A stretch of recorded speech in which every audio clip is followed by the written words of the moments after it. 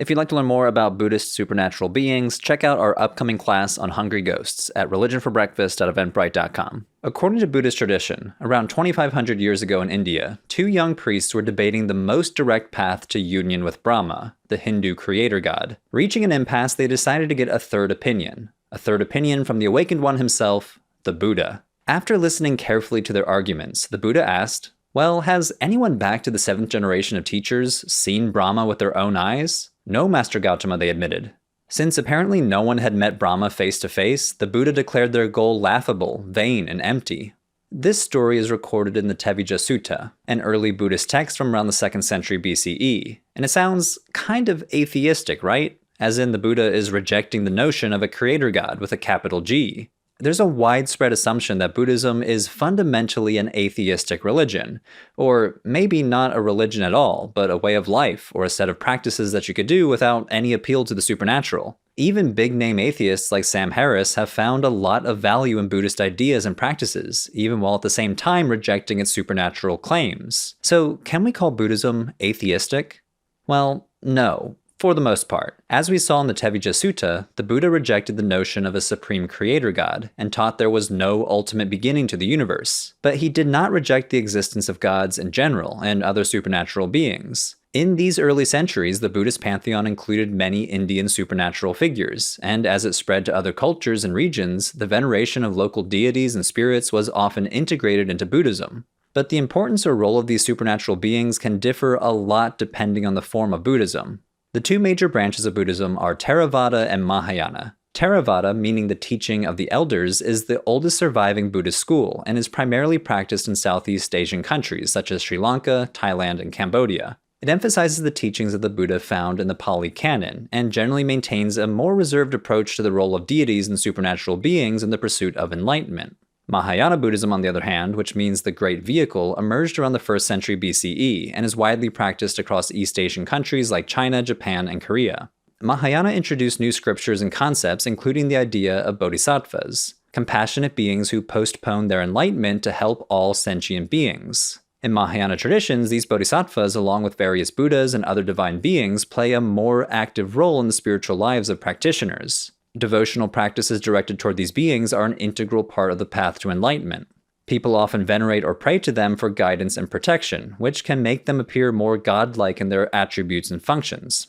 In recent years, there's also been a growing interest in what's called secular Buddhism, especially in Western countries. Secular Buddhists identify as Buddhist and engage in Buddhist practices, but may themselves be metaphysical naturalists, meaning they don't believe in any supernatural phenomena. This approach to Buddhism focuses on the practical and philosophical aspects of the Buddha's teachings, while downplaying or reinterpreting the supernatural elements found in traditional Buddhist cosmology. So, acknowledging this diversity, let's start by exploring how Buddhist scriptures describe the universe and the gods within it.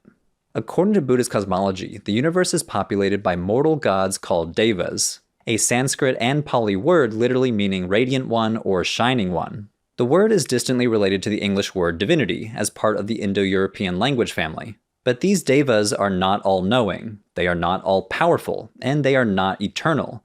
They're more like the universe's fancy VIPs, but they're stuck in the cycle of rebirth along with humans, animals, and ghosts. And it's possible for a human to be reborn as a deva as a result of their virtuous actions. Now, this gets complicated, so buckle up. Devas exist in 3 realms. From lowest to highest, we first have Kamadhatu, the realm of desire. Then there's Rupadhatu, the realm of subtle materiality, also known as the realm of form. And then there's Arupyadhatu, the immaterial or formless realm. These realms are located on and above the center of the Buddhist universe, Mount Meru.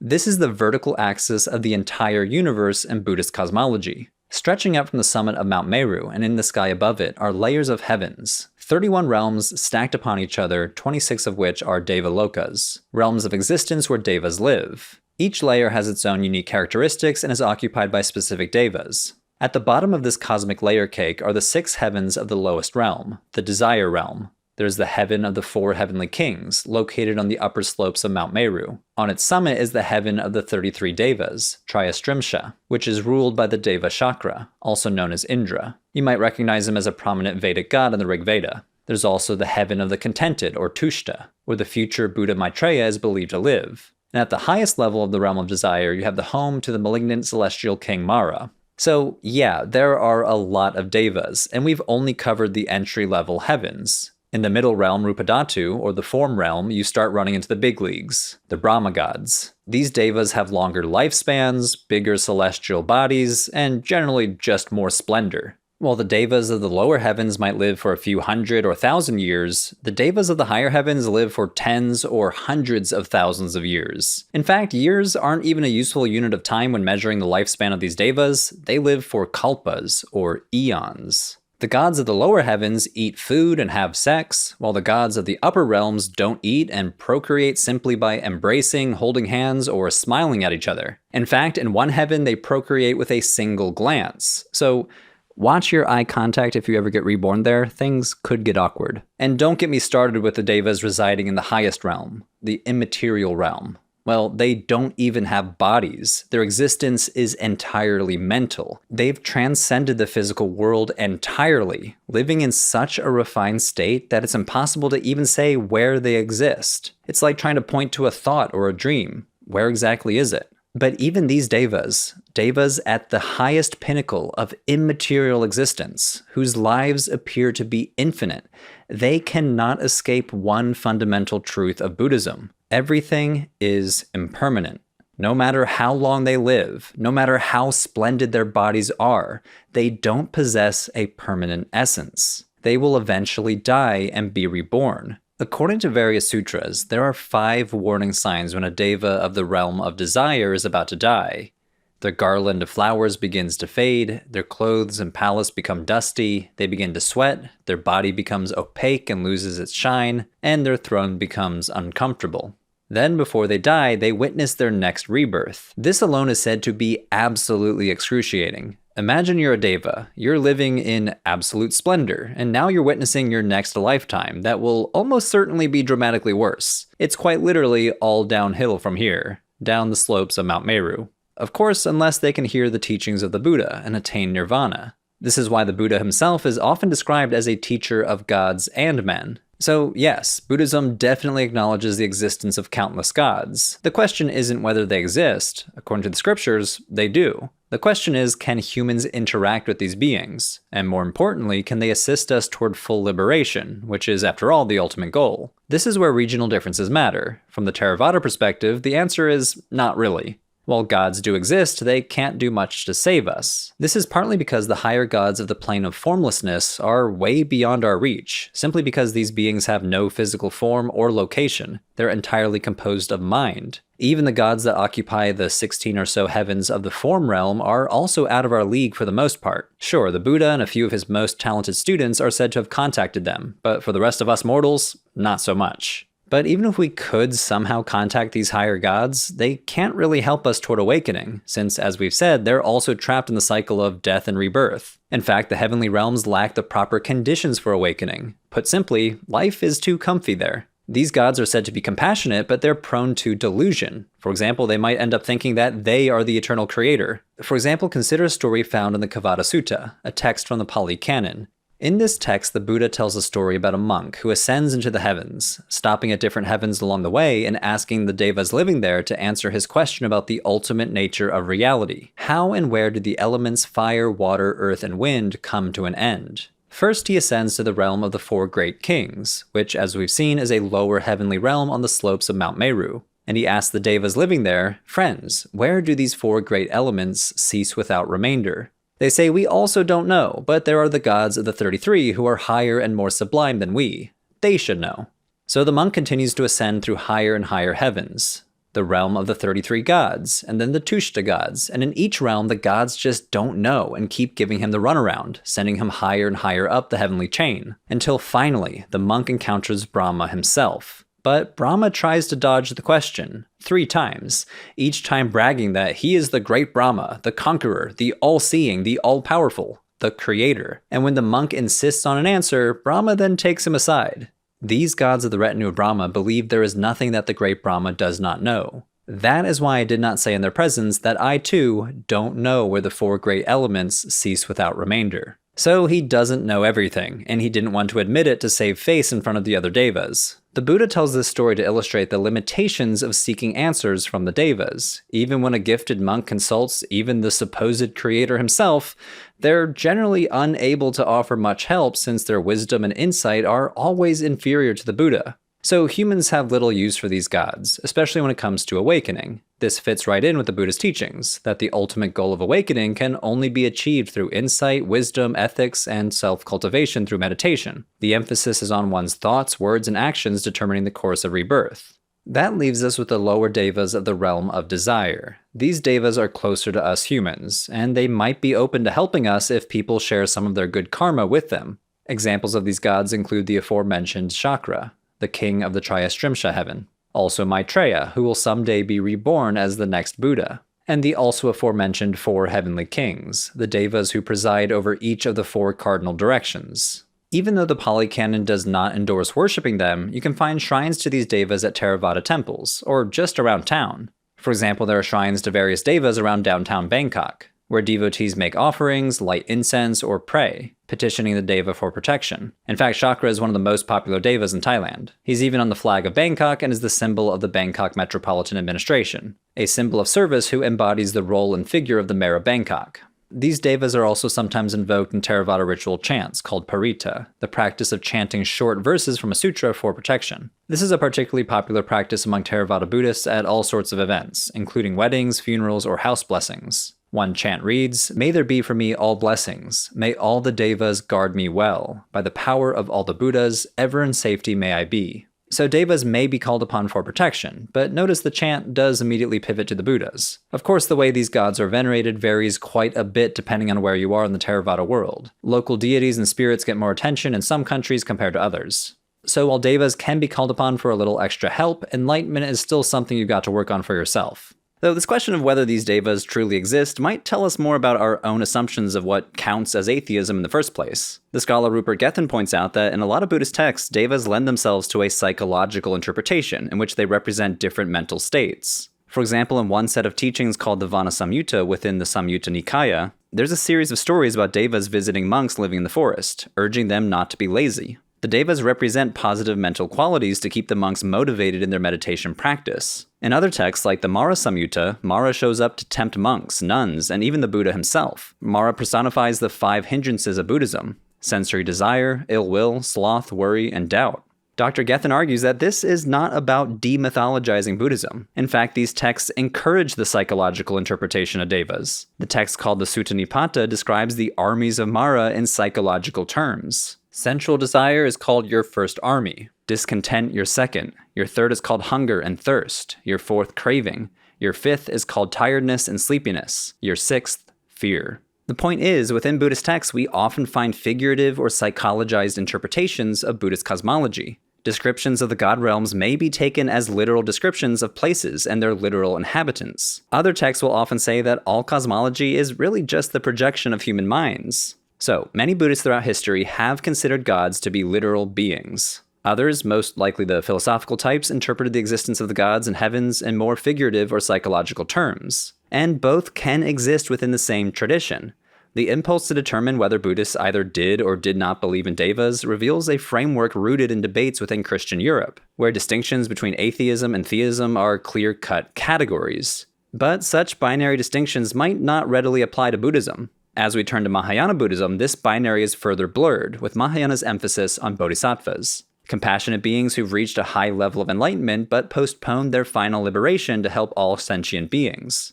Mahayana Buddhists view these bodhisattvas not merely as abstract role models, but as powerful celestial beings who can be called upon for assistance and guidance, and so devotional practices directed toward various bodhisattvas and Buddhas are an integral part of the Mahayana path. And these beings often appear godlike. For example, the Bodhisattva of compassion, Avalokiteshvara, is one of the most widely revered figures across the Mahayana world, and is conceptualized as a cosmic being. One Mahayana sutra even claims that the Hindu gods Brahma, Vishnu, and Shiva emanated from Avalokiteshvara, and images of him can be found in Buddhist temples throughout Asia.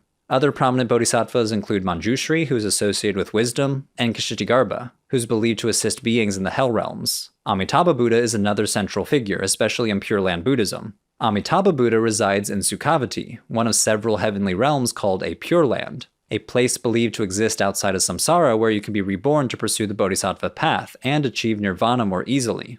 Followers believe that by reciting Amitabha's name with sincere faith, they can be reborn in Sukhavati, though these practices are seen as complementary rather than a replacement for individual efforts toward wisdom and compassion.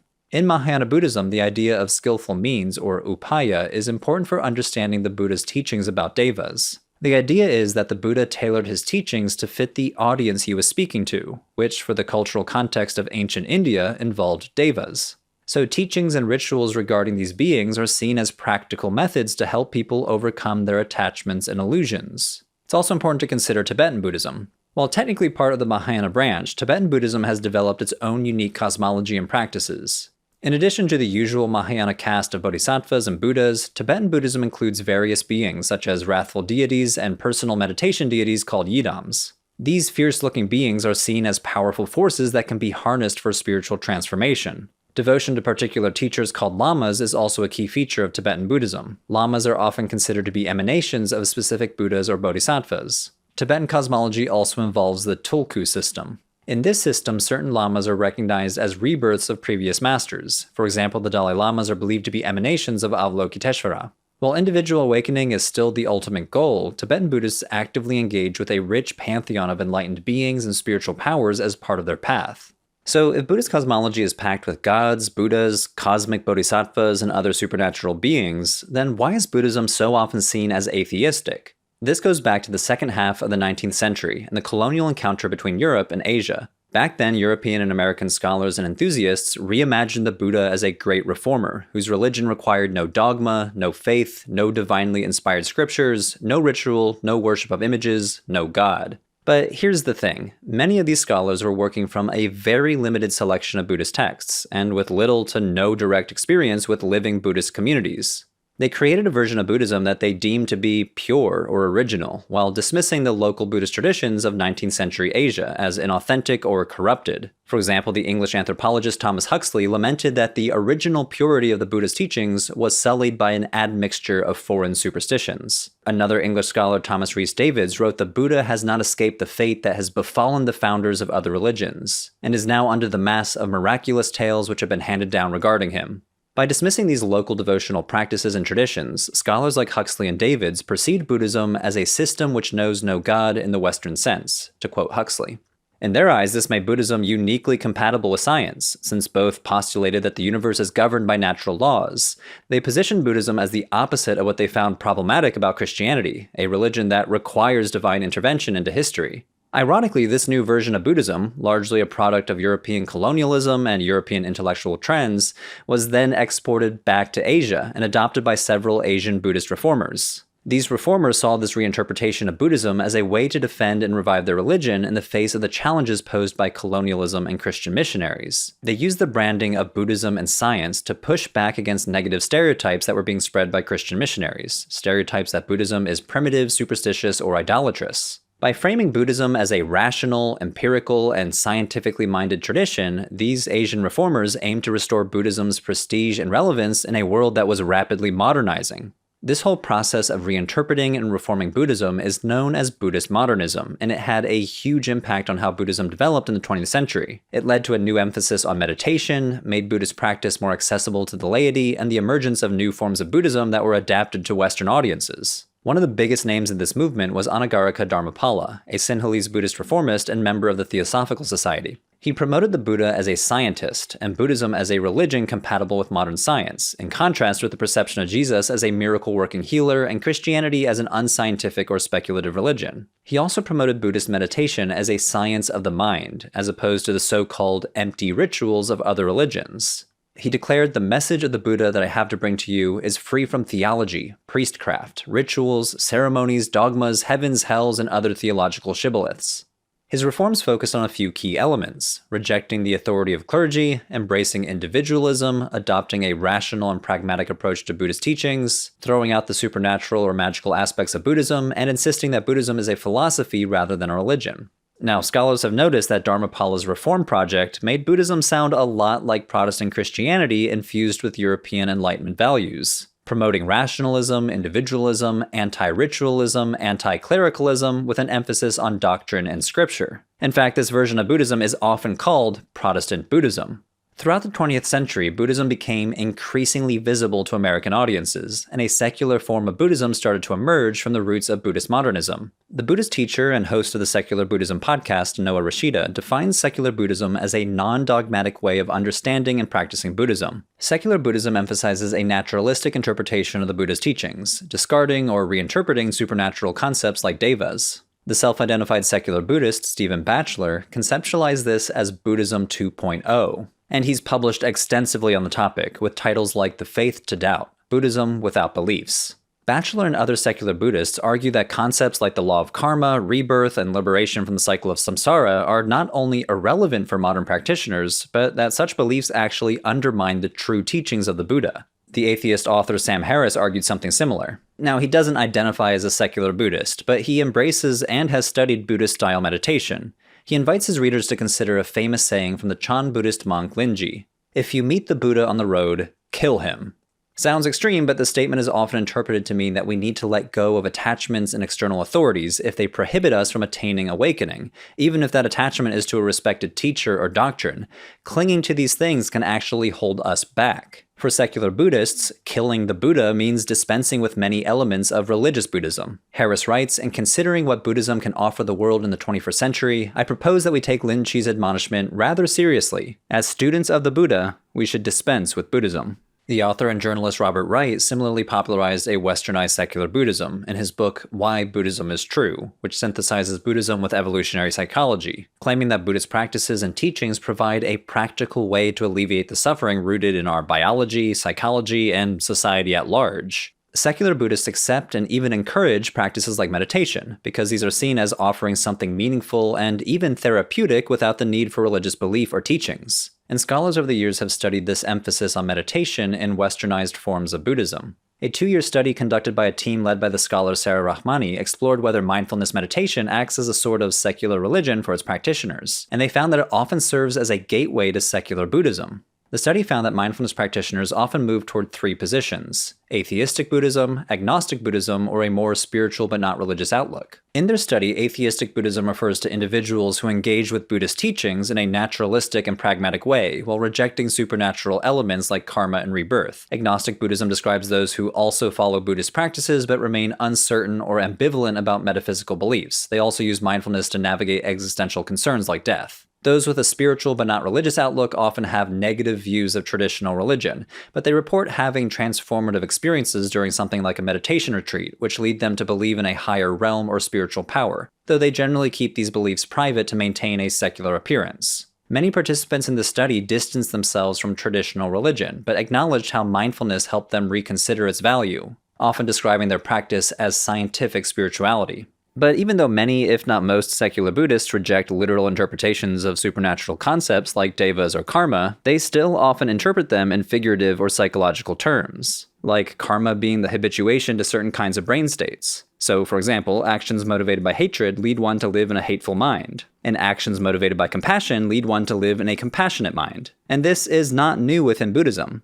As in the case of the gods, both literal and psychologized interpretations of doctrines like karma exist in pre-modern Buddhist texts as well. Now, some have criticized these ideas in secular Buddhism as arrogant or condescending, or recreating the Buddha in their own image by ignoring any textual or historical basis to the system. Others have questioned if we can even still call it Buddhism after discarding so many elements of Buddhism classically defined. But regardless, scholars of non-religion have started to study the movement over the past few years, examining its central claims and practices. As I talk about my episode, What is Atheism?, non-religion is an unconventional term. It refers to anything that is defined by its contrast or difference from religion, rather than by specific beliefs or practices. In this sense, non-religion is more about what something is not than what it actually is. Secular Buddhism consciously distinguishes itself from religious forms of Buddhism, and so it could be seen as a form of non-religion, shaped by its deliberate departure from a more traditional religious identity. But this delineation between what is secular and what is religious is not a neutral distinction. For many, it's a value judgment.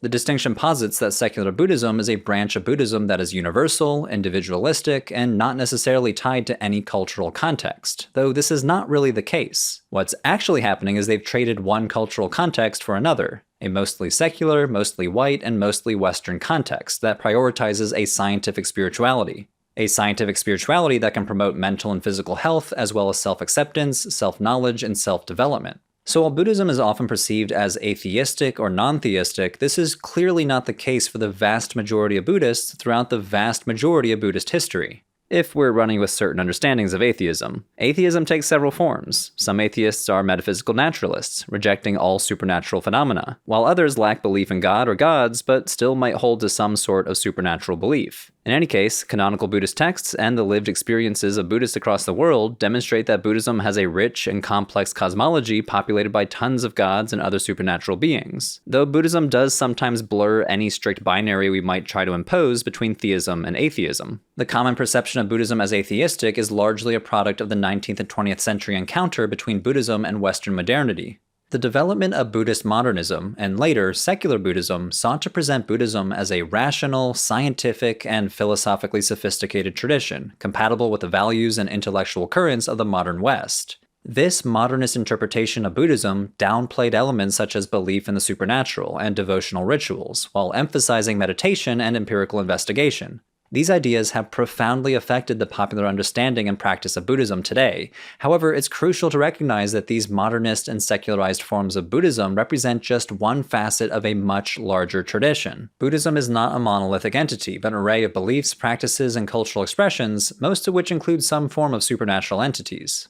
Hey everyone, thanks for watching. Now, Devas are not the only supernatural being in Buddhist cosmology. There are also beings called pretas, or more commonly known as hungry ghosts, who make up one of several categories of rebirth. They're pitiful beings with tiny mouths and bloated stomachs whose state of extreme starvation results from being stingy and immoral in their previous life. Today, Buddhists around the world engage with hungry ghosts in rituals like those conducted during the Ghost Festival in East Asian countries, when the ghosts emerge from the underworld to receive offerings of food from their relatives.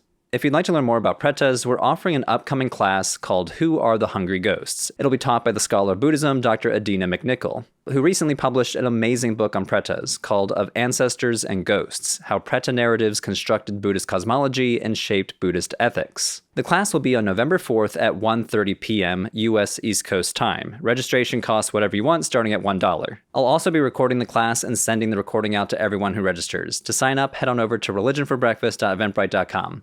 Thanks, everyone.